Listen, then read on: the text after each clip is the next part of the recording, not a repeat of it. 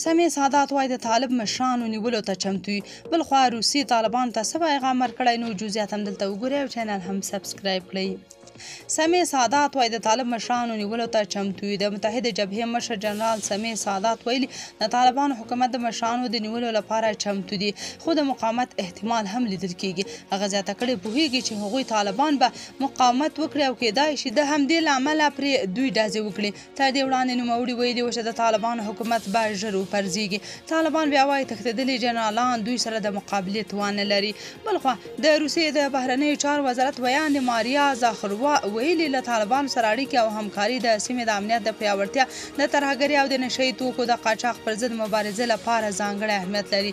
د روسیې ټاس خبري اژانس د راپور له مخې نوموړي دغه څرګندونې د چهارشنبې په ورځ په مسکو کې د یوې خبري ناستې پر مهال کړې او زیاته کړې ده د طالبانو رسمیت پېژندنه له دغې ډلې سره د پراخو اړیکو او همکارۍ زمینه برابره کړې ده.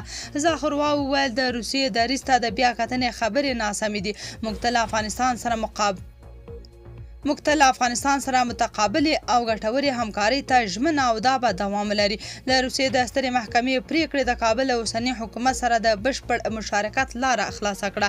د روسیې د بهرنیو چارو وزارت ویاندې وویل افغانستان د خپل ځانګړي جغرافیوي موقعیت له امله کولی شي د انرژۍ او زیربناوو په لویو پروژو کې مهم رول ولوبوي. نوموړي ټینګار وکړ چې د کابل ګډون د سیمې د امنیتي ننګونو په حل کې په ځانګړي ډول د ترهګرۍ او نشه یي توکو پر ضد مبارزه کې ارزښتناک دی.